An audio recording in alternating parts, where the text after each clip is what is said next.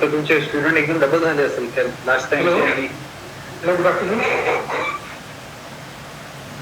आवाज क्लियर है मेरी? आप लोग आपका स्क्रीन बंद कीजिए प्लीज, आपका कैमरा ऑफ कीजिए.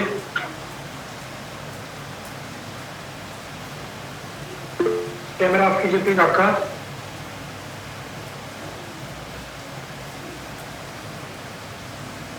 गोकुल जी प्लीज कैमरा ऑफ कीजिए. शिवराज सर कैमरा ऑफ करा.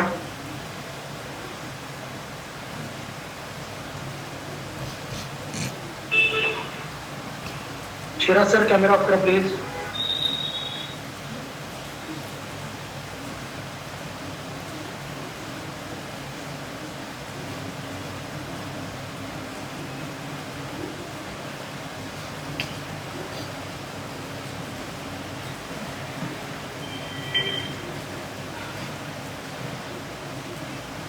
कैमरा ऑफ करो please. Shivraj sir camera off करा. गोकुल साहेब कैमरा ऑफ करा. कैमरा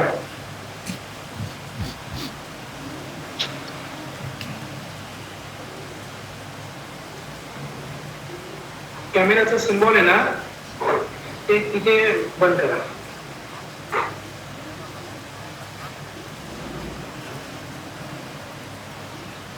ते खाली बघा कॅमेराचं रेड बटनच्या बाजूला आहे ना कॅमेऱ्याचं सिम्बॉल तिथे ते बंद करा.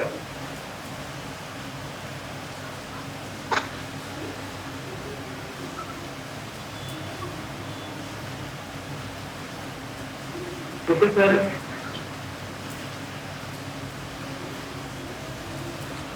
कैमरा ऑफ करो प्लीज.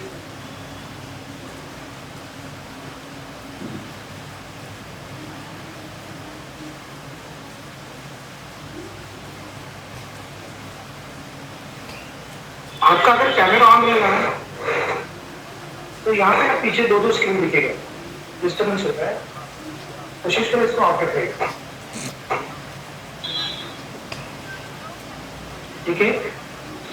आज हमारे पास डॉक्टर साहब है, doctor Rajneesh from Apollo hospital. Last week हम लोगों ने क्लास एक्चुअली प्लान किया था, लेकिन डॉक्टर साहब को कुछ इमरजेंसी आने के कारण हम नहीं कर पाए. तो आज हमें टाइम मिला है थोड़ा डॉक्टर साहब को, तो मैं भी इनको हैंड ओवर करता हूँ आज का टॉपिक. कुछ सवाल पूछने तो क्लास खत्म होने के बाद पूछ सकते हो. ओके.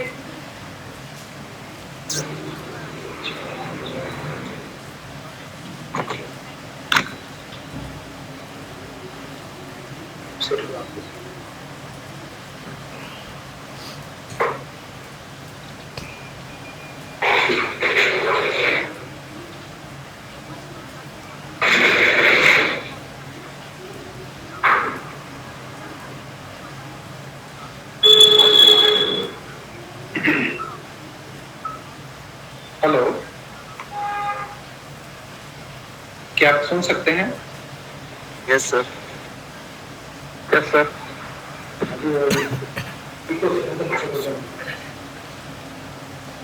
Good morning all.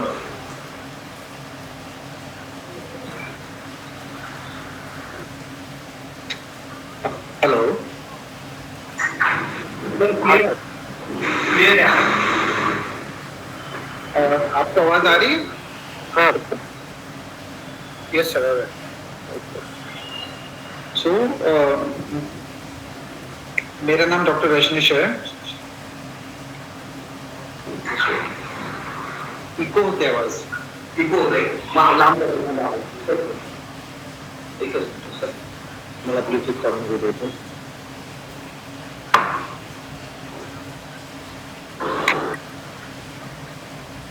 दादा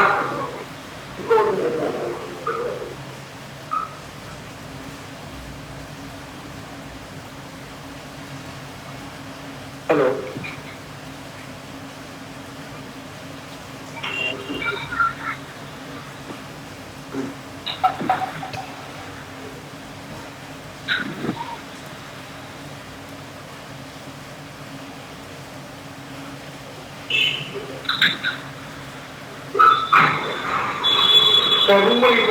नाही नाही, कानामध्ये मला स्वतःची आवाज येते ऐकायला. मला पण येतो. Rumah ini bersegas, ada waktu. Apa ya, Cing? Kalau kamu beri.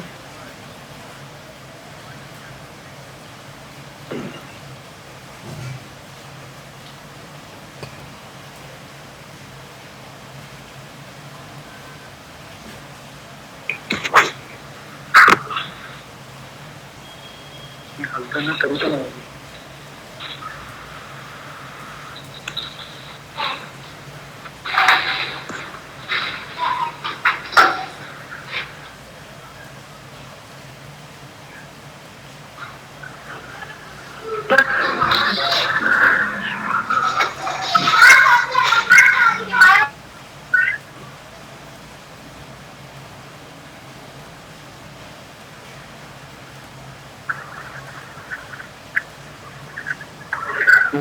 आता बंद झालं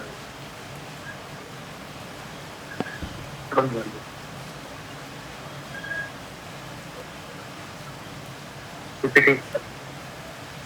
हेलो, क्या आप सुन सकते हैं सब लोग? Yes sir. जी सर, जी सर। ओके ओके, सॉरी, थोड़ा टेक्निकल ग्लिच था. Okay, so good morning all. So we are here for the awareness of the road traffic accidents in the first aid. मेरा नाम डॉक्टर रजनीश है. मैं general practitioner भी, general physician भी हमारे Apollo hospital also. तो आज हम डिस्कस करेंगे awareness of the road traffic accident first aid. Fine. So I am just sliding the slide. Excuse me. Hello.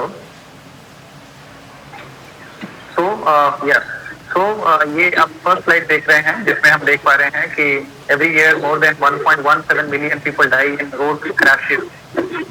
थोड़ा सा इमेज जो है डिस्टर्बिंग है.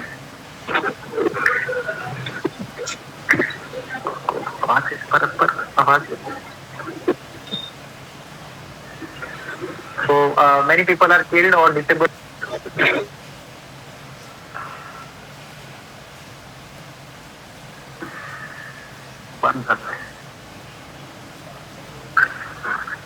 काहीतरी गडबड आहे आज. बंद झालं परत.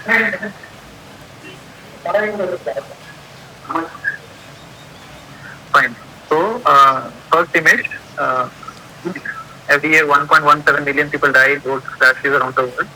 ये थोड़ा इमेज डिस्टर्बिंग है, लेकिन this is very important to understand कि जो हम गाड़ी के लिए हम लोग सीख रहे हैं, लाइसेंस लेते हैं, sir there is a great responsibility.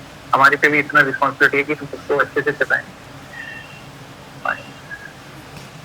तो टाइप्स ऑफ एक्सीडेंट. तो हम लोग आज डिस्कस करेंगे जो एक्सीडेंट, टाइप्स ऑफ एक्सीडेंट. फिर हम ये भी डिस्कस करेंगे कि अगर किसी को चोट लग जाए तो कैसे फर्स्ट एड देना है, और किसी को अगर छाती पे धक्का लग जाए तो हम लोग कैसे बेसिक लाइफ सपोर्ट दे सकते हैं. ये बहुत इंपॉर्टेंट है और ये किसी के साथ भी हो सकता है. तो in this slide we can see types of accident. Car accident different types के हो सकते हैं. रियर एंड कोलिजन, पीछे से कोई टक्कर लगा दे. साइड कोलिजन हो सकते हैं. कई बार गाड़ी बहुत स्पीड में होती है तो रोल ओवर हो सकते हैं. हेड ऑन कोलिजन हो सकते हैं. सिंगल कार एक्सीडेंट, और कभी कभी लेवल क्रॉसिंग करते हुए भी एक्सीडेंट हो सकते हैं. So these are all types of accidents. तो बेसिक कारण जो है एक्सीडेंट्स का, द कॉज और this increase in traffic accident, और ये दिन ब दिन बढ़ता है बिकॉज गाड़ियां इतनी रोड पे आई हैं. तो may be aggressive driving behaviour. कई लोग थोड़ा से ज्यादा एग्रेसिव होते हैं ड्राइविंग, तो they can lead to accident. High speed, youngster जो होते हैं उनको थोड़ा स्पीड में मजा आता है. Not obeying traffic signal. Traffic signal आप नहीं ओबे करते हैं, जल्दी ट्रैफिक सिग्नल जंप करने की ट्राई करते हैं. और मे बी किसी ने अल्कोहल लिया हुआ है, ड्रिंकिंग है, यंग ड्राइवर है, तो यंग ड्राइवर ज्यादा एंथुल होते हैं, तो वो they try to speed up, तो उसकी वजह से भी एक्सीडेंट्स होते हैं. ओल्ड ड्राइवर का मतलब है दिखाई नहीं दे रहा है अच्छे से, काफी ओल्ड एज है, उसकी वजह से भी ट्रैफिक एक्सीडेंट हो सकते हैं. सीट बेल्ट जो सबसे इम्पोर्टेंट है, आगे वाले जो चला रहे हैं उनके लिए भी इम्पोर्टेंट है, जो बाजू में बैठे हैं उनके लिए भी इम्पोर्टेंट है, और जो बीच में बैठे हैं उनके लिए भी इम्पोर्टेंट है. Because when accident takes place तो इतनी जोर से इम्पैक्ट होता है कि middle person also can get some sort of injury. Poor car maintenance, गाड़ी आपकी ठीक नहीं है, टायर गिर गए, या फिर कार अच्छी ब्रेक्स नहीं है, तो देयर आर वेरियस कॉजेस. तो हमें ये भी ध्यान रखना है, हमें लाइसेंस मिल गया है लेकिन फिर हमें भी हमारी भी एक प्राइम रिस्पॉन्सिबिलिटी है कि जिसके जरिए हम लोग एक्सीडेंट को टाल सकते हैं। तो अगला स्लाइड आप देख रहे हैं, यंगस्टर है, गाड़ी को व्हीली करने की ट्राई कर रहा है, लेकिन नेक्स्ट इमेज में आप देख रहे हैं कि फ्रैक्चर हो गया। This is very important because accident होना एक चीज है, एक्सीडेंट के होने के बाद का जो इम्पैक्ट है दैट में भी लाइफ भी ले सकता है, कुछ इस तरह का इंजरी भी हो सकता है कि जो लाइफ लॉन्ग रहे। फ्रैक्चर हुआ है तो सम कॉस्ट इज ऑल्सो इन्वॉल्व, तो माँ बाप पे कॉस्ट भी आ जाता है। तो it is our prime responsibility, एक बार लाइसेंस अपने हाथ में आया तो हमें उसको मिस यूज नहीं करना है। We have to obey the traffic rules, जो बेसिक चीजें हैं वो हमें फॉलो करनी है। तो कहीं पे भी एक्सीडेंट हो जाए तो the very first person on the scene, जरूरी नहीं है कि कोई डॉक्टर ही हो, it may be a simple layman, common person जो सामने आपको दिखेगा। तो it may be you also. अगर हम या पीपीटी अच्छे से देखते हैं, नॉलेज गेन करते हैं, तो इस तरह का कभी कुछ सामने आया तो हम पर्सन का जान बचा सकते हैं, उसको फर्स्ट एड दे सकते हैं। तो the person can make a quick recovery. ये सारी चीजें जो सामने स्लाइड में आ रही है, this will see in the detail also. ये बेसिक फर्स्ट एग्जामिनेशन है, जहाँ पे किसी को चोट लग जाए, कुछ हो जाए, तो ये सारी स्लाइड हम लोग आगे इसको हम तक देखेंगे। This is very important. जो आपके गाड़ी में, कार में, बाइक में बेसिक ड्रेसिंग किट जो होती है, फर्स्ट एड किट, जिसमें कि dressing, basic bandage, eye pad, किसी को इंजरी आई पे हो जाए या कुछ लगाने के लिए, plaster, basic plaster, pair of disposable gloves, किसी को ब्लीडिंग है तो आप अपना ग्लव्स पहन सकते हैं, और गाइडेंस शीट। तो दीज आर बेसिक थिंग्स। एक पेयर ऑफ सीजर भी रख सकते हैं कटिंग के लिए। These are very very important, जो अपनी यूजुअली गाड़ी में होती हैं, सारी कंपनीज प्रोवाइड करती हैं basic first aid kit. Correct. तो ट्रैफिक एक्सीडेंट में होता क्या है, तो we will talk about the first aid and CPR, cardiopulmonary resuscitation later. पर अभी हम ये देखेंगे कि इवेंट क्या होता है ट्रैफिक एक्सीडेंट। चोट लगती है तो बगल में जो आदमी जिसकी गाड़ी suppose it is you will see, आप फोन करने की ट्राई करते हैं, ठीक है, you give the basic aid to the person to save his life और then move the person to the hospital. More road traffic, more road accident fact. तो जितने लोग सुनामी में नहीं मरते हैं, उतना यूजुअली एक्सीडेंट में मर जाते हैं। तो accidents are the major prime cause of death जो कि होता है। And this is basically nobody is noticing on. Car accident हो गया, वहां पे 5 लोग मर गए, लेकिन रीजन क्या था, किसकी गलती थी, तो यूजुअली सबको पता होता है कि मैंने कार सिग्नल जंप कर दिया और मैंने देखा नहीं, and then maybe alcohol. तो there are so many reason that we discuss. लेकिन ये फैक्ट है कि इतने लोग सुनामी में नहीं मरते जितने की एक्सीडेंट्स में मर जाते हैं। तो ये डिफरेंट टाइप्स ऑफ एक्सीडेंट है। Bus accident, rear end collision, head to head accident, ये आर द बेसिक एक्सीडेंट। तो you have to be smart, alert, focused and educated. अगर आप सपोज कहीं जा भी रहे हैं और आपने देखा है कि कहीं कुछ एक्सीडेंट हुआ है, तो यूजुअली हम लोग वहां रुकते नहीं, तो वी जस्ट रन अवे कि पुलिस का चक्कर पड़ जाएगा। पर लेकिन हो सकता है कि आप किसी की जान बचा सके, किसी को बाहर निकाल सकते हैं, तो देन रिस्क लेना चाहिए, कैलकुलेटेड रिस्क लेना चाहिए। और उसकी वजह से अगर आपने किसी की जान बचा ली तो देन पूरे लाइफ आपको प्राउड रहेगा कि आप because of the education you did good, किसी का आपने लाइफ बचाया। तो ये आपके जो ट्रैफिक साइंस हैं, very very important, basic to know कि सारे जो ट्रैफिक सिग्नल्स हैं फॉलो करना चाहिए। यूजुअली हम तब तक ही फॉलो करते हैं जब तक हम लोग कार ड्राइविंग स्कूल में हैं। Once you are on the road, फिर थोड़ा सा स्पीडिंग, थोड़ा सा जंपिंग ऑफ सिग्नल्स, ये सब होता है। बट अगर सेफ ड्राइविंग करना है तो you have to follow all the traffic signs. तो यूजुअली कॉमन इंजरीज क्या क्या हो सकती हैं ट्रैफिक एक्सीडेंट्स में? सबसे इंपॉर्टेंट इंजरीज ये सारी listed. Head injuries, chest injury because of the steering wheel, कभी कभी इम्पैक्ट ज्यादा हो गया तो चेस्ट पे इंजरी हो सकती है। स्पाइनल इंजरीज, बैकएक, आपका जो मेरुदंड है जो पीछे स्पाइन है, इसको इंजरीज सबसे ज्यादा होती है। Fracture, soft tissue injuries means कुछ कांच का टुकड़ा मसल्स में से निकल गया, या सॉफ्ट टिश्यू इंजरीज हो गया, फ्रैक्चर के साथ soft tissue injuries, nerve injuries हो जाती हैं, एक्सटर्नल वुंड्स हो सकते हैं, माथे पे चोट लग सकती है, may be Burns also. Burns में चोट लगने इम्पैक्ट के बाद कभी कभी गाड़ी में आग लग जाती है, सब कई लोग उसमें फंस जाते हैं। तो this is very very important कि उसको कैसे बाहर निकाला जाए। और ड्राउनिंग मतलब डूब के मरना। तो मे बी गाड़ी जो है जंप करके पानी में चली गई, तो जो उसके अंदर लोग हैं they don't get time only to come out, वो अंदर ही अंदर डूब जाते हैं। तो this is very important to understand कि अगर हम किसी का हेल्प कर सकते हैं तो, और डूबने के बाद भी बाहर निकाल भी लिया तो भी हम उसका हेल्प कैसे करेंगे, तो वो बहुत इंपॉर्टेंट है। तो पोस्ट क्रैश मैनेजमेंट, क्रैश हो गया, हमें वो क्या करना है, वहां पे ड्राइव ट्रांसफर करना है वर्सेस इनिशियल रिससिटेशन, मतलब पेशेंट को उधर ही मदद करना है, तो क्या चीज करना चाहिए, कमिंग स्लाइड्स में हम लोग डिस्कस करेंगे।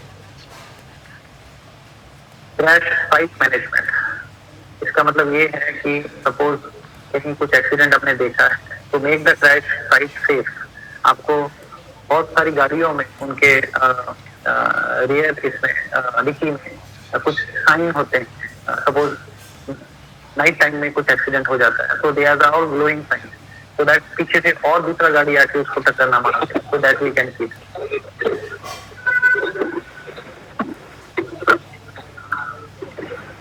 So make sure that there are no hazards or risk to safety to the collapsed person or any other person nearby.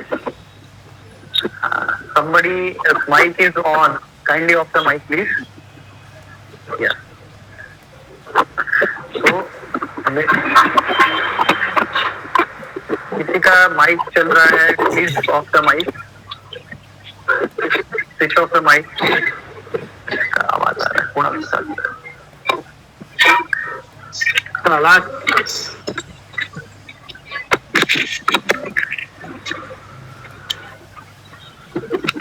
So make sure to support the neck and the spine and avoid bending or twisting the person's neck and back. ये basic चीजें हैं।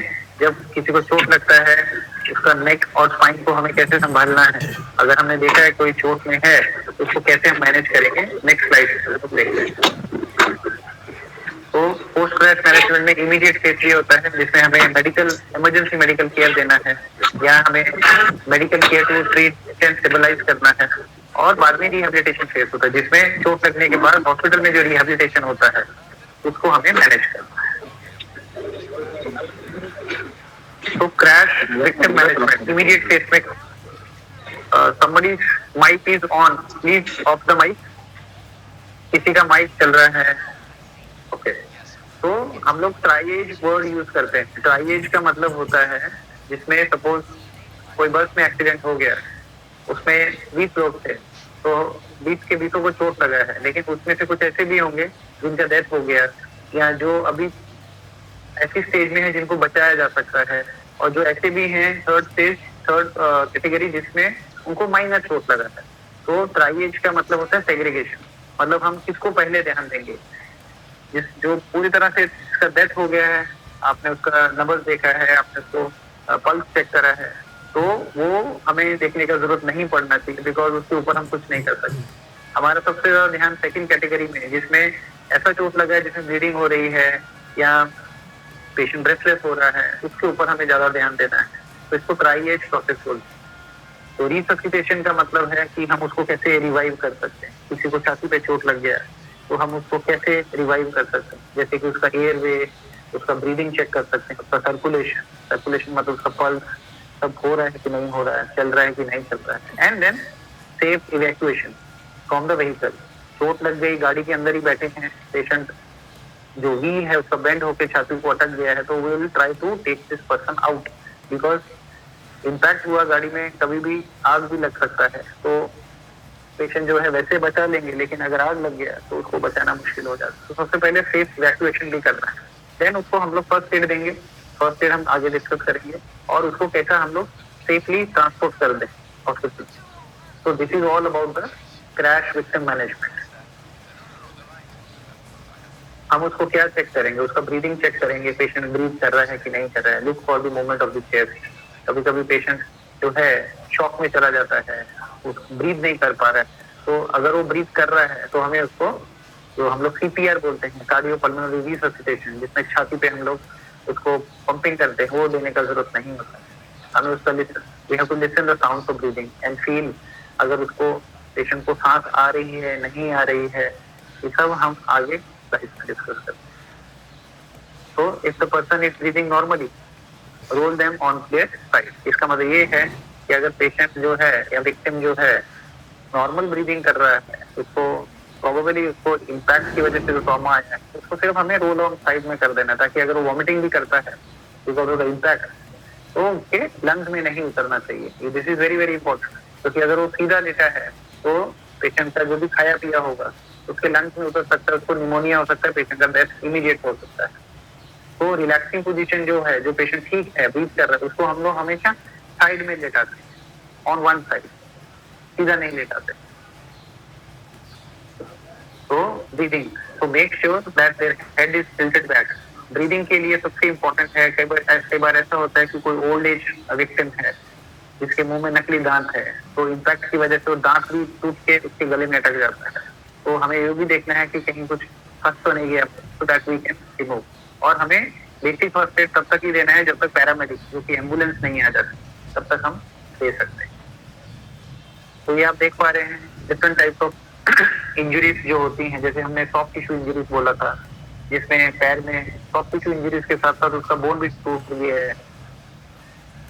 X ray में भी देख पा रहे हैं हड्डी का 2 टुकड़ा हो गया है। तो इस तरह का केस अगर हम देखते भी हैं तो हमें घबराना नहीं है। अगर ये CPT हम लोग अच्छे से देखें तो इसमें पता चल जाएगा कि इसको मैनेज कैसे करें, एटलीस्ट तब तक आगे का एम्बुलेंस ना आ जाए, केयर हो जाए। ये बेसिक चीजें हैं जो कि कार के अंदर ही जो चीजें हैं उसी से उन्होंने उसको सपोर्ट करा है। सपोज किसी का फ्रैक्चर हुआ है तो उन्होंने उसको बिना हिलाए डुलाए उन्होंने उसको कार का ही जो फुट शीट है उसके साथ कवर अप करके बांध दिया है ताकि वो मूवमेंट ना हो। इसका मतलब ये है, ये करने से एक फायदा होगा कि उसका जो नर्व इंजरी नहीं होगा आसपास का। अगर हम उसको ज्यादा जोर से हिलाएंगे, ट्राई करेंगे एकदम से तेज उठाने के लिए, तो उसका नर्व इंजरी हो सकता है, उसको और ज्यादा डैमेज हो सकता है। नर्व इंजरी परमानेंट होती है, इसलिए हमें बहुत ध्यान से उसको रैप अप करके सीधा रखना है। उसको फर्स्ट एड दे दिया, let the ambulance come and take over. ये कुछ चीजें हैं जिसमें सपोज किसी के हाथ को फ्रैक्चर हो गया और उसको सीवियर पेन होता है, हमको कुछ भी वहां से मिल जाए, फ्लैट चीज, लकड़ी, उसके हाथ के नीचे रख के उसको सिर्फ रैप अप कर देना है।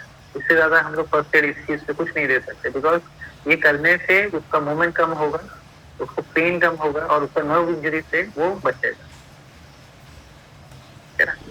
ये ब्लीडिंग भी हो सकता है, उसमें एक्सटर्नल ब्लीडिंग, इंटरनल ब्लीडिंग। कभी कभी इम्पैक्ट इतना ज्यादा होता है कि कुछ नस फट जाती है, ब्लीडिंग स्टार्ट हो जाती है। एक्सटर्नल ब्लीडिंग तो आप प्रेशर से ठीक कर सकते हैं, थोड़ा बहुत प्रेशर दिया, थंब प्रेशर दिया तो उससे बंद हो जाएगा। यहाँ आप ट्राई करते हो कि किसी रुमाल से, किसी भी चीज से उसको।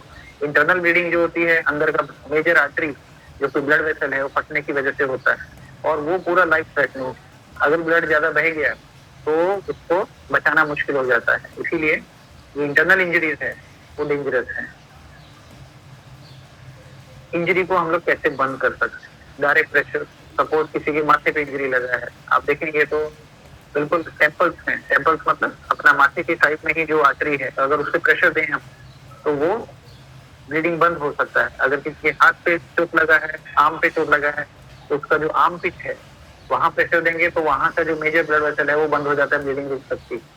तो उस हिसाब से हम उसका ब्लीडिंग बंद कर सकते हैं। तो main is direct pressure, direct pressure की वजह से ब्लीडिंग बंद किया जा सकता है। फर्स्ट एड है, हाथ से बंद किया जा सकता है। प्रेशर ड्रेसिंग किसी चीज से कस के बांध दें तो भी होगा, ठीक है।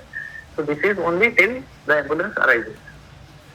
एलिवेशन कर सकते हैं। एलिवेशन का मतलब है कि अगर उसके पैर पे चोट लगा है, ब्लीडिंग नहीं रुक रहा है, तो कुछ भी जो आसपास चीज है, स्टूल है, यहाँ कुछ चीज है, उसके ऊपर रख दें पैर। उससे क्या होगा, ग्रेविटेशन के अगेंस्ट जाके हम उसका ब्लीडिंग बंद कर सकते हैं। लेकिन इस तरह का जो पोस्चर है, अगर किसी को स्पाइन इंजरी हुआ है तो उसमें हम ये नहीं कर सकते, बिकॉज उसका स्पाइन को ज्यादा प्रॉब्लम आएगा। इसके लिए उस टाइम में हमें देख के करना कि whether we can do this और नॉट। और ये वहां का उस टाइम का ही सेंस होता है कि क्या करना चाहिए। फाइनल इंजरीज और फ्रैक्चर्स में हम लोग को नहीं यूज करना है। So this is very very important, basic life support. Field guide है, और हर बार ऐसा नहीं होता कि ट्रैफिक एक्सीडेंट हो गया, चोट ही लगे पेशेंट को या विक्टिम को एक्सटर्नल चोट नहीं लगा है, इम्पैक्ट बहुत ज्यादा नहीं था, लेकिन जो ट्रॉमा है इम्पैक्ट का, उसकी वजह से उसका हार्ट का धड़कन भी रुक सकता है, उसको चोट वजह से, पीठ पे चोट लगने की वजह से हार्ट का बीट कम हो सकता है या उसका बंद हो सकता है. तो this is called as BLS, basic life support. एक होता है ACLS, called as advance cardiac life support. वो यूजुअली उसमें मेडिसिन इन्वॉल्व होता है, तो वो हम ज्यादा नहीं इसमें डिस्कस करेंगे, बिकॉज हम लोग कॉमन ले मैन है, तो हमें पता होना चाहिए कि बेसिक लाइफ सपोर्ट कैसा देना है. और बेसिक लाइफ सपोर्ट सिर्फ एक्सीडेंट में काम नहीं आता, ये अपने घर में भी काम आ सकता है. सपोज कोई बैठा है, आपने बहुत बार देखा होगा हार्ट अटैक के केसेस आते हैं जिसमें पर्सन इज स्टैंडिंग एंड अचानक से कोलैप्स हो गया. इसका मतलब है कि उसको वहां पे बेसिक लाइफ सपोर्ट लगे, तो दिस विल बी हेल्पफुल. तो बेसिक लाइफ सपोर्ट क्या है? It is a specific level of pre hospital, मतलब हॉस्पिटल पहुंचने से पहले जो मेडिकल केयर हम प्रोवाइड करते हैं by the trained responder. Usually train हर कोई नहीं होता है, जो कॉमन ले मैन है, he is not a trained person, but usually it is being given by trained responders including emergency medical technician in absence of advance medical care. तो हम heart को कैसे चालू रखें, ब्रेन को कैसे चालू रखें, वो इम्पोर्टेंट है. तो BLS generally does not include the use of drug. इसमें किसी दवाई का जरूरत नहीं होता है हमें, इसमें सिर्फ हमारे हाथ लगेंगे, माउथ टू माउथ ब्रीदिंग लग सकता है. और जो एडवांस कार्डियक लाइफ सपोर्ट है, ये बेसिकली CPR बोलते हैं. CPR means cardio pulmonary, cardio मतलब हार्ट, पल्मोनरी मतलब lungs, resuscitation. CPR cardio pulmonary resuscitation means, resuscitation means to revive. Patient जो है, विक्टिम है, सांस लेना बंद कर दिया है, अभी हम उसको कैसे रिवाइव करें, और वो उसको CPR मतलब छाती पे प्रेशर देना भी है, नहीं देना है, वो क्या क्या कंडीशन हो सकती है, वो अगले स्लाइड में हम डिस्कस करते हैं. स्टेप्स क्या है? अभी एक सिनेरियो ऐसा है कि आपने देखा कहीं आप जा रहे थे अपनी गाड़ी में और सामने कहीं रोड के दूसरे साइड में एक एक्सीडेंट हो गया. अभी वो एक्सीडेंट में आगे जो पर्सन था, मिडिल एज है, 45 to 50 ईयर्स ऑफ एज, लेकिन उसको हल्का छोटा मोटा माथे पे चोट लगा है, थोड़ा पैर पे चोट लगा है, लेकिन वो पेशेंट को आपने जब बाहर निकाला गाड़ी में से, आपने सोचा मैं अच्छा काम करूं, मैं बाहर निकालूं. तो जब आपने उसको बाहर निकाला, और बाहर निकाल के भी हमें ये देखना है कि पीछे से कोई गाड़ी आके हमें ना बैंक कर दे, इसके लिए हमें वो जो सीन है उसको, पेशेंट को या विक्टिम को थोड़ा साइड में लेके जाना है. और वहां पे हम कुछ रख सकते हैं, कुछ इस तरह की चीज रख सकते हैं जिससे बाकी की पीछे की गाड़ियां जो आ रही हैं, या उसी गाड़ी का हम लोग इमरजेंसी लाइट ऑन कर सकते हैं ताकि पीछे से वो ब्लिंक होता रहे. अपने को ही गाड़ी, हम अच्छा काम कर रहे हैं लेकिन हमें गाड़ी पीछे से आती हुई बहन चलते. तो जब आपने इस पेशेंट को बाहर निकाला, विक्टिम को, तो आपने देखा कि उसको माइनर इंजरीज है, एक फोरहेड से थोड़ा चोट लगा है, लेकिन वो पेशेंट जो है, विक्टिम जो है, सांस नहीं ले पा रहा है. अभी वो सांस जो नहीं ले पा रहा है, ये सारी जो स्टेप्स हैं वो तो हमें आगे डिस्कस करना ही है. But the next slide is ensure safety, safety of self, safety of patient, because ये बहुत इंपॉर्टेंट है. चोट लग गया, जैसे मैंने डिस्कस करा, किसी दूसरे को बचाते हुए अपने आप को चोट नहीं लगा सकता, ठीक है ना. तो सेफ्टी ऑफ सेल्फ सबसे इंपॉर्टेंट है. देन सेफ्टी ऑफ पेशेंट को तो आप साइड में लेके जाएंगे. Movement of a trauma victim, अभी जैसे आपने डिस्कस करा, किसी को स्पाइन इंजरी हो गया, तो हमें उसको बहुत ध्यान से, अगर हम 2 लोग हैं तो हम उसको झटका देके नहीं उठा सकते, उसका स्पाइन को और प्रॉब्लम हो सकता है. अगर वो नहीं उठाया जा पा रहा है, उसको उधर ही रहने दीजिए, लेकिन गाड़ी को थोड़ा साइड में कर सकते हैं, ठीक है. तो दिस इज वेरी इंपॉर्टेंट. ये अभी सारे BLS के स्टेप्स हैं जो कि बेसिक लाइफ सपोर्ट हमने बात करा. तो BLS not only in during accident side, घर में भी काम आएगा. इसलिए just listen carefully and this the same slides you can see again and again, so that आपको एक आइडिया है. तो अपना सिनेरियो ऐसा था कि जो पेशेंट को, अपने विक्टिम को बाहर म्यूट करा प्लीज, माइक म्यूट करा प्लीज. हेलो,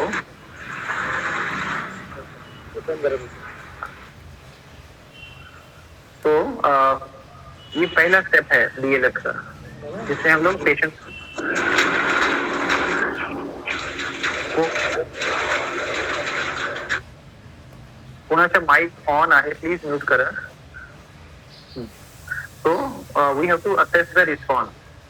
विक्टिम सामने लेटा है, आप उसको टैप करते हैं, शोल्डर्स के ऊपर आप टैप करते हैं, ask the person are you okay, तो टैप एंड शाउट, थोड़ा सा हमें शाउट करके बोलना है, क्योंकि जब किसी को ट्रॉमा होता है तो वो अपना सेंसेस खो देता है, तो आप हल्के से पूछेंगे तो उसको नहीं सुनेगा या वो अनरिस्पॉन्सिव होगा, तो हमें थोड़ा सा शोल्डर्स के ऊपर उसको टैप करना है और पूछना है are you okay. If the client और द विक्टिम रिस्पॉन्ड, अगर वो बोलता है यस आई एम ओके, तो हमें उसको कुछ नहीं करना है आगे, जस्ट उसको अपना एक कंफर्टेबल पोजीशन में बिठा के या लेटा के हमें आसपास देखना है कि हम हेल्प कैसे लें, कॉल कर दें हॉस्पिटल में, पुलिस को कॉल कर दें, तो return as quick as possible and reassess the condition of the person. अभी आपने देख लिया ये पेशेंट जो है या विक्टिम जो है सांस ले पा रहा है, सब ठीक है, मे बी उसको ट्रॉमा की वजह से वो थोड़ा सा शॉक में है, लेकिन वो रिस्पॉन्ड कर रहा है, उसका पल्स चेक कर सकते हैं, सब ठीक है। तो this is one scenario. Activate EMS, EMS मतलब है इमरजेंसी मेडिकल सर्विसेज। आप 100 नंबर पे पुलिस को, हॉस्पिटल, आसपास कुछ बोर्ड लगा है उससे आपको फोन करके आप उसको उनका आपका address, location and condition of the patient बता सकते। यूजुअली हमारे अपोलो हॉस्पिटल में डिफरेंट प्लेसेस पे हमारा एम्बुलेंसेस भी प्लेस होता है, तो 1088 जो इमरजेंसी नंबर है ये बहुत बार रिफ्लेक्ट होता है, तो वहां पे भी कॉल करके या 100 नंबर पे कॉल करके हम उनको बता सकते हैं कि मैं जो पाम बीच रोड पे हूँ और यहाँ पे एक एक्सीडेंट हुआ है, पेशेंट का कंडीशन ठीक है, आप प्लीज जल्दी आइए, तो then you can save further life of the patient. तो जो हमने सबसे पहले डिस्कस करा था, असेस द पेशेंट, असेस करा आपने, असेस करके आपने देखा कि now the patient is not responding. पहला सिनेरियो था जिसमें पेशेंट रिस्पॉन्ड किया था, उसने हमने उसके लिए कुछ नहीं किया, सिर्फ कॉल कर दिया और एम्बुलेंस आया उसको लेके। सेकंड सिनेरियो है कि अब जो है विक्टिम रिस्पॉन्ड नहीं कर रहा, आपने उसको शाउट किया, टैप किया, शोल्डर से टैप किया, पूछा सब ठीक है, ही इज नॉट रिस्पॉन्डिंग, तो तब हम इमीडिएटली टाइम वेस्ट नहीं करेंगे, उसका पल्स चेक करेंगे। पल्स क्यों चेक करेंगे? ये देखने के लिए कि उसका जो हार्ट है वो बीट नहीं कर रहा है। अगर पल्स आ रहा है आपको हाथ में, और पल्स हम लोग हाथ से चेक कर सकते हैं, गले से चेक कर सकते हैं, ग्रोइन से चेक कर सकते हैं। अगर आपको पल्स नहीं मिलता है, इसका मतलब उसका हार्ट रुक चुका है। पेशेंट में भी जिंदा है, लेकिन शॉक की वजह से या ट्रॉमा जो इम्पैक्ट हुआ है उसकी वजह से पेशेंट का हार्ट सडन स्टॉप हो सकता है। अगर आप उसका पल्स चेक करते हैं और आपको 10 सेकंड में उसका पल्स नहीं मिलता है, तो आपको रिस्क नहीं लेना है चेस्ट कंप्रेशन, जो छाती पे हम लोग हाथ रख के पेशेंट का, आपने बहुत बार पिक्चर में भी देखा होगा कि एक हाथ के ऊपर हाथ रख के हम उसके छाती का जो बोन है उसके ऊपर हम लोग उसको रिससिटेशन करते हैं, ठीक है। और रिससिटेशन का एक ही फायदा है, जब हम उसको प्रेस करते हैं छाती के ऊपर, उसके हार्ट के अंदर जितना भी ब्लड होता है that goes to brain. Heart revive हो सकता है, क्योंकि जब वो पेशेंट को या वो विक्टिम को चोट लगा था, इम्पैक्ट हुआ था, तभी भी उसका हार्ट धड़क रहा था। तो यूजुअली हार्ट में 60 to 80 ml ब्लड हमेशा 100 ml के करीब रहता है, इवन तो स्टॉप हो जाए। तो the reason of pressing the chest, ये कि उसका मकसद है, क्योंकि ब्रेन जो है, ब्रेन को कंटिन्यूसली ब्लड का रिक्वायरमेंट होता है। अगर ब्रेन को 3 मिनट से ज्यादा ब्लड नहीं मिलता है तो क्या होता है, ब्रेन डेड होना चालू हो जाता है, और एक बार ब्रेन डेड हो गया तो पेशेंट को वैसे भी बचा नहीं सकते। तो इम्पोर्टेंट जो है चेस्ट कंप्रेशन। चेस्ट कंप्रेशन जैसे ही आप स्टार्ट करते हैं तो हार्ट में जो 100 ml 150 ml ब्लड बाकी था वो ब्रेन की तरफ मूव होगा, तो ब्रेन जो है सर्वाइव रहेगा, ठीक है। तो उसमें पोजीशन बहुत इंपॉर्टेंट है, पेशेंट का पोजीशन क्या होना चाहिए while giving the CPR. CPR means cardiopulmonary resuscitation. तो हमें ये देखना कोई फ्लैट सरफेस हम देखें, अगर तो रोड पे है और आसपास झाड़ी है, ये सब पत्थर है, तो उसको क्लीन करके उसको एकदम फ्लैट प्लेस पे रखें। And patient must be in supine position. Supine का मतलब है पेशेंट का फेस ऊपर होना चाहिए, चेस्ट क्लियर होना चाहिए, उल्टा लेटा के हमें उसको कुछ नहीं करना है, और फर्म सरफेस होना चाहिए नीचे, क्योंकि एकदम सॉफ्ट रहा, सपोज कोई बहुत ही सॉफ्ट सरफेस है, वहां हम नहीं कर सकते, क्योंकि वो चेस्ट कंप्रेशन नहीं हो पाएगा, ठीक है। तो अगर पेशेंट जो है विक्टिम है उल्टा लेटा हुआ था, उसको हम लोग सीधा करेंगे, ठीक है। So this is the correct way of giving the chest compression. तो position of the rescuer, rescuer कौन है? रेस्क्यूअर आप हैं, और जो विक्टिम है, जो लेटा हुआ है, जो रिस्पॉन्ड नहीं कर रहा है और हिल भी नहीं रहा है और कोई बात नहीं कर पा रहा है, उसका पल्स आपको नहीं मिल रहा है, ठीक है। तो फर्म सरफेस, बैकबोर्ड और फ्लोर, फ्लोर पे भी। और ये चीज जो है आपको घर में भी मिल सकती है, आप कहीं पार्टी में गए वहां पे भी आपको इस तरह का सीन दिख सकता है। जरूरी नहीं है कि कार एक्सीडेंट ही हो, तो इसमें भी है माइल्ड हार्ट अटैक और हार्ट ने काम करना बंद कर दिया और पेशेंट कोलैप्स हो गया। तो मे भी वहां पे कोई डॉक्टर नहीं है, आप लेमैन है, पर आपने ये पीपीटी देखा हुआ है, आपको ये नॉलेज है कि हो सकता है ये थोड़ा हार्ट अटैक का आया है और मैं इसको कैसा रिवाइव करूं, जब तक हेल्प आता है हॉस्पिटल से। तो पोजीशन देखिए लेडी का, नील बैक, नील डाउन है, नील बेड साइड विक्टिम चेस्ट और स्टैंड बिसाइड बेड। बेड तो खैर नहीं मिलेगा उस टाइम पे, अगर आप रोड पे हैं तो आपको अपना नीज के ऊपर आके आपका जो एल्बोज है उसको स्ट्रेट रखना है, और हील ऑफ वन हैंड, जो आप हाथ में हाथ डाल करके 5 उंगलियां, और आपका जो हील है दूसरे लेफ्ट हैंड का, उसको आप lower half of the sternum, sternum है बैक, अपनी जो ब्रेस्ट बोन होती है, जो छाती में एक हड्डी है, उसके बराबर नीचे अपना हार्ट होता है। तो जब हम उसको प्रेस करते हैं तो हार्ट के ऊपर भी प्रेशर आता है, हार्ट पंप किया जा सकता है। तो heel of other hand on the top of the first hand, so that the hands are overlapped and parallel. Parallel मतलब आपका जो elbows हैं वो भी bend नहीं होना चाहिए, it has to be locked elbows. आपको straight रखनी है, straight on the breast bone. breast bone के नीचे बराबर हार्ट है। जैसे ही आप compression चालू करते हैं, compression मतलब हमें उसको push करना है, push hard and fast, मतलब जब जैसे से हम पुश करेंगे वो जो ब्लड है वो ब्रेन की तरफ जाएगा, और ब्रेन की तरफ गया तो ब्रेन डेड नहीं होगा। और जब हम हार्ट को प्रेस करते हैं तो सिर्फ ब्रेन, ब्लड जो है ब्रेन की तरफ नहीं, बॉडी में भी जाता है, बाकी पार्ट में भी जाता है। तो हमारे पास 150 ml ऑफ ब्लड होता है, जो हमें जब तक एम्बुलेंस नहीं आती तब तक हम उसको देना है। तो चेस्ट कंप्रेशन का ये वाला आप देखेंगे तो जो स्टर्नम करके जो जगह लिखी है, that is the breast bone, उसके बराबर नीचे heart, it is called rhythmic application of pressure over and lower half of the sternum. तो जो नीचे की स्टर्नम का जो लोअर पार्ट है वहां पे हमें प्रेशर देना है। इससे 2 फायदे होते हैं, इंक्रीज द इंट्राथोरेसिक प्रेशर, मतलब जब आप प्रेशर देते हैं तो लंग्स के अंदर का जो प्रेशर है वो भी हार्ट को कंप्रेस करता है, उसकी वजह से भी हार्ट चालू हो सकता है, हार्ट में जो ब्लड है वो ब्रेन की तरफ जा रहा है, somewhere we are helping the victim. अभी हमें वो जो कंप्रेशन है वो देना कैसे, नॉर्मली आपने देखा होगा, पिक्चर में भी देखा होगा, ऐसे दिखाते हैं हार्ट कंप्रेस कर रहे हैं और साथ में माउथ टू माउथ ब्रीदिंग भी देते हैं। So this is the ratio is 30:2।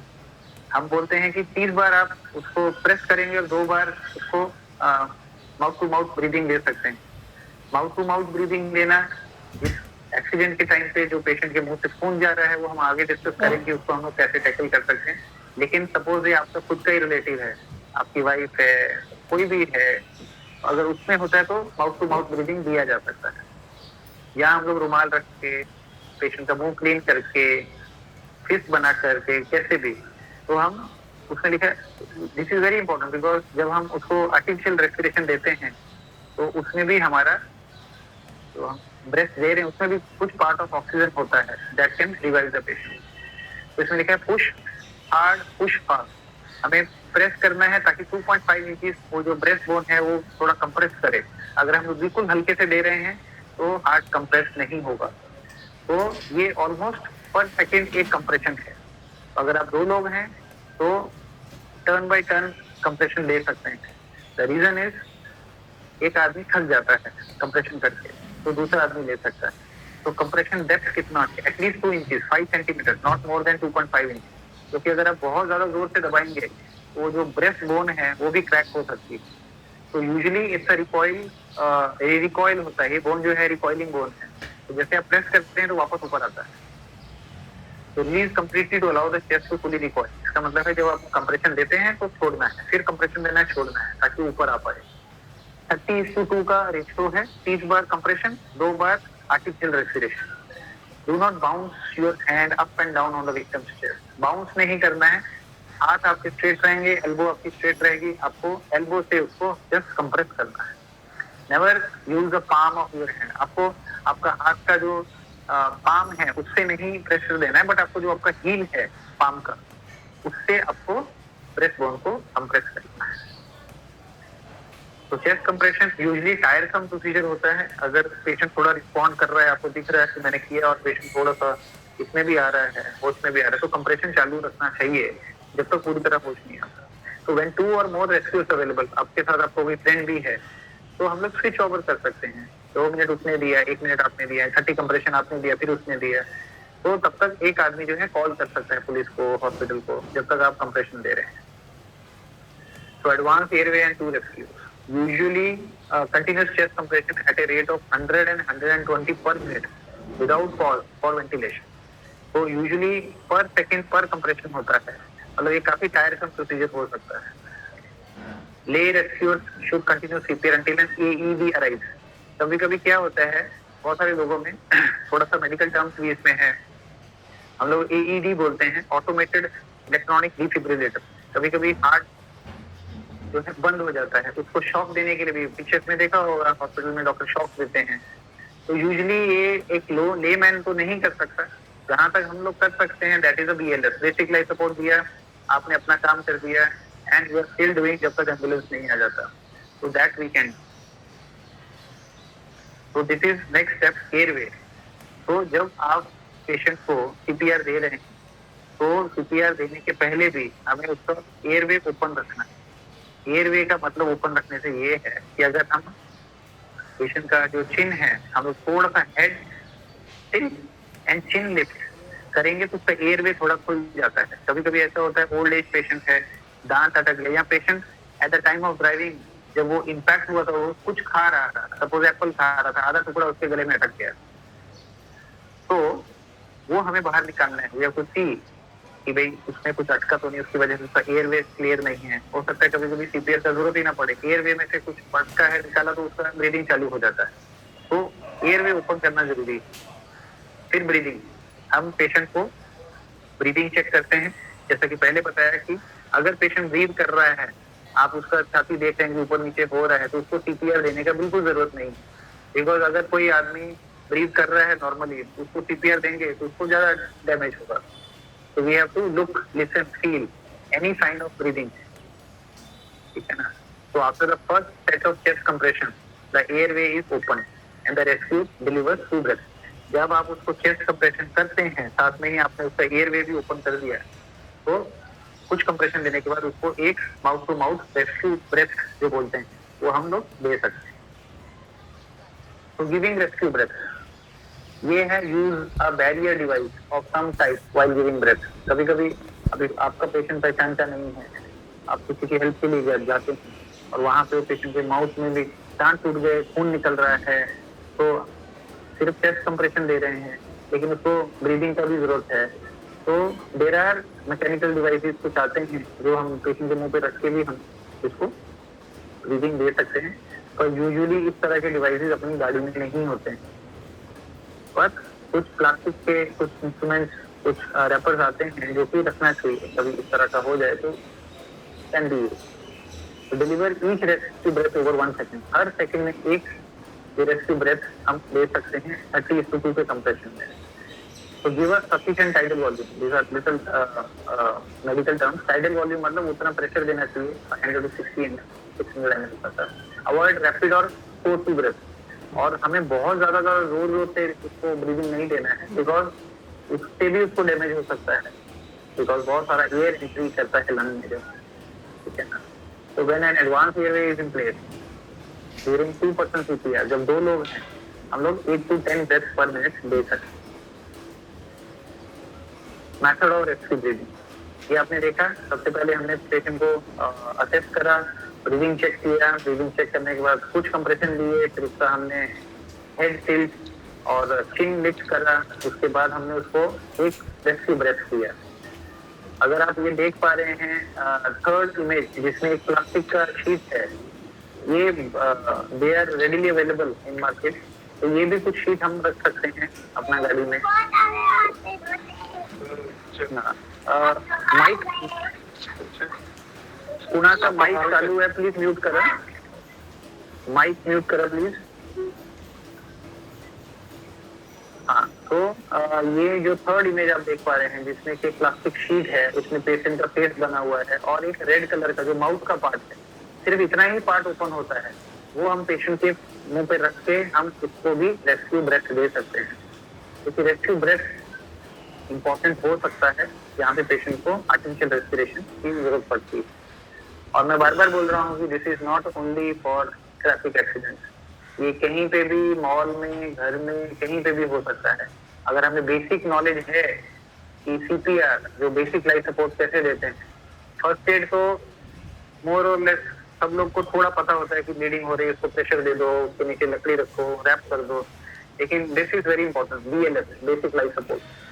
तो बेसिक लाइफ सपोर्ट आप अच्छे से देखें और ये वीडियो यूट्यूब पर भी इजीली अवेलेबल, उसमें आप बार बार देखिए तो आपको एक आइडिया आ जाता है।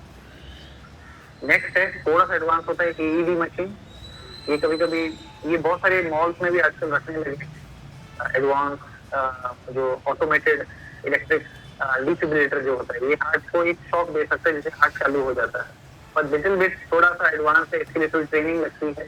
This is also available on YouTube, but then ये मेडिकल प्रोफेशनल जो होते हैं, एम्बुलेंस वाले, वो रखते हैं।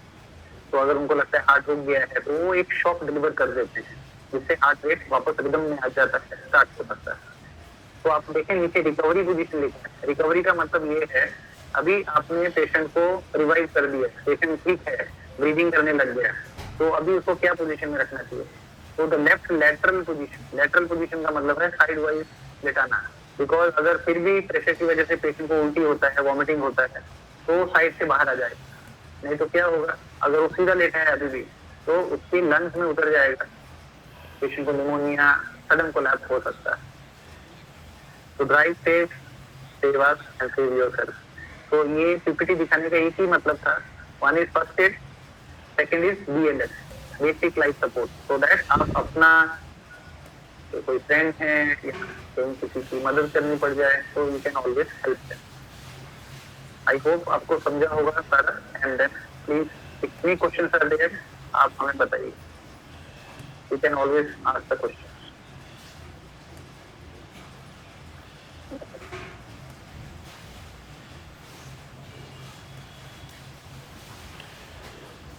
हॅलो,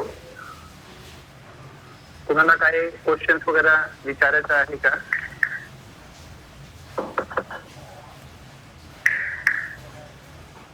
हॅलो कुंदन, कुणाला काय क्वेश्चन्स वगैरह विचारायचे तर विचारू शकतो.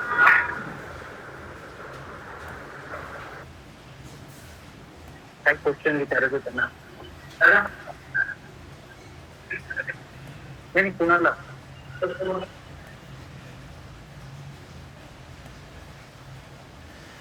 कुणाला थँक्यू सो मच. थँक्यू. मला आवाज येतो. एक मिनिट